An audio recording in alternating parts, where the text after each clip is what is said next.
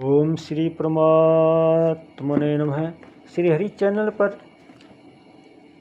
सभी ऋषि मुनियों के चरणों में प्रणाम, सब संतजनों के चरणों में प्रणाम, सभी मेरे देशवासियों को प्यार स्वागत।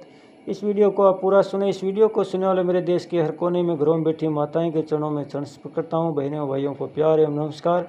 यह वीडियो श्री कृष्ण अर्जुन संवाद का है। जब महाभारत युद्ध में अर्जुन धर्म संकट में था, तनाव में था, चिंताओं से गिर गया था, कोई निर्णय नहीं ले पा रहा था, तब भगवान श्री कृष्ण ने उन्हें गीता का उपदेश दिया, धर्म संकट से बाहर निकाला और अंत में विजय श्री का ताज भी पहनाया।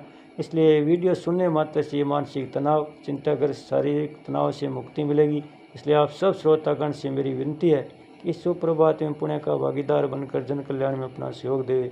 कृपया वीडियो को ज़्यादा से ज़्यादा सब्सक्राइब करें एवं शेयर भी करें। अब भगवान आगे क्या कह रहे हैं कि पूर्व श्लोक में आसक्ति का निषेध करके अब भगवान कर्तव्याभिमान का निषेध करते हैं। क्या कहते हैं भगवान? मयाधयक्षेण परकुर्ति सूयते सचराचरम हेतु नानेन कौन्तेय जगदवि परिवर्तते।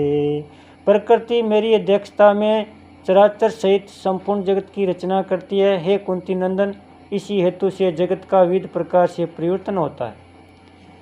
मया ध्यक्षेण प्रकृति सूयते से चराचरम, मेरे से सत्ता स्फूर्ति पाकर ही प्रकृति चराचर जड़ चेतनादि भौतिक सृष्टि को रचती है।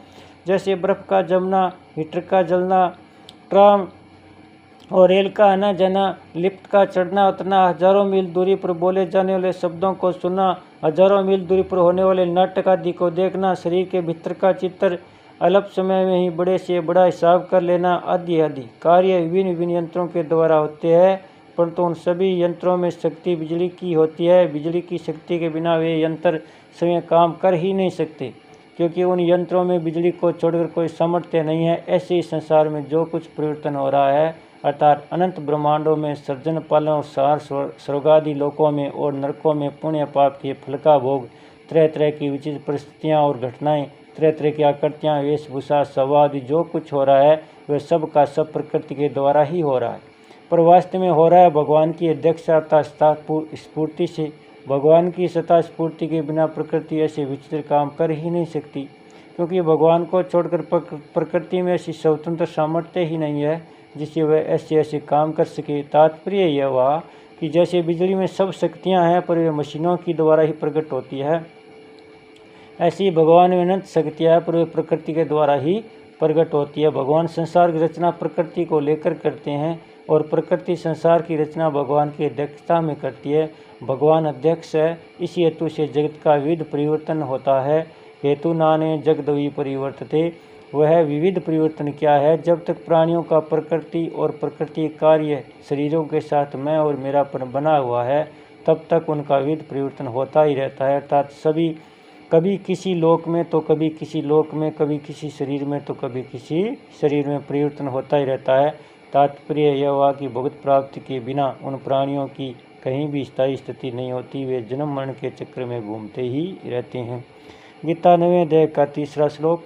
सभी प्राणी भगवान में स्थित होने से भगवान को प्राप्त है, पर जब वे अपने को भगवान में न मानकर प्रकृति में मान लेते हैं, अर्थात प्रकृति कार्य के साथ मैं और मेरापन का संबंध मान लेते हैं, तब वे प्रकृति को प्राप्त हो जाते हैं। फिर भगवान की अध्यक्षता में प्रकृति उनके शरीरों को उत्पन्न और लीन करती रहती है।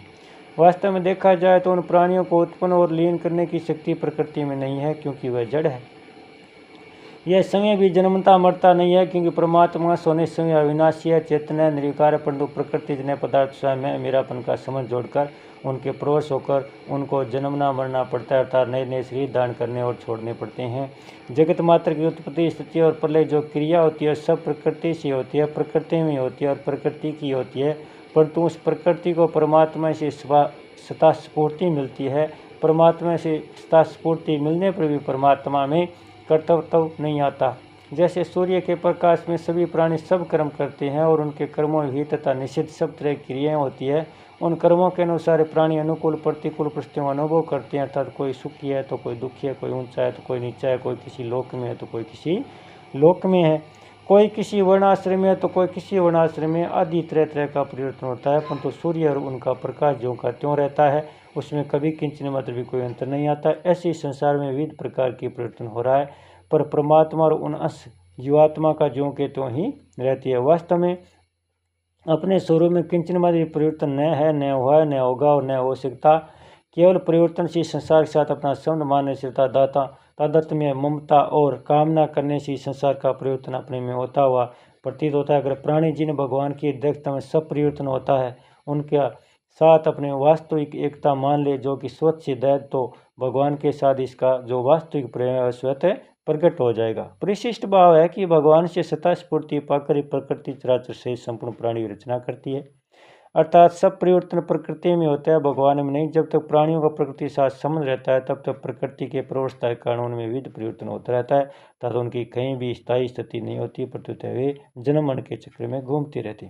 प्रकृति तो परमात्मा में अधीन रहकर संपूर्ण सृष्टि की रचना करती है, पर जीव प्रकृति के अधीन होकर जन्म मरण के चक्र में घूमता है। तात्पर्य परमात्मा तो स्वतंत्र है, पर उनका अंश जीवात्मा सुख की इच्छा के कारण परतंत्र हो जाते हैं। बोलिए श्री कृष्णचंद्र भगवान की जय हो, भक्त और भगवान की जय हो, सब संतजन की जय हो, सत्य सनातन धर्म की जय हो। ओम श्री परमात्मने नमः। श्री हरि चैनल पर सभी ऋषि मुनियों के चरणों में प्रणाम, सब संतजनों के चरणों में प्रणाम, सभी मेरे देशवासियों को प्यार स्वागत। इस वीडियो को आप पूरा सुने। इस वीडियो को सुनने वाले मेरे देश के हर कोने में घरों में बैठी माताएं के चरणों में चरण स्पर्श करता हूँ। बहनों और भाइयों को प्यार एवं नमस्कार। यह वीडियो श्री कृष्ण अर्जुन संवाद का है, जब महाभारत युद्ध में अर्जुन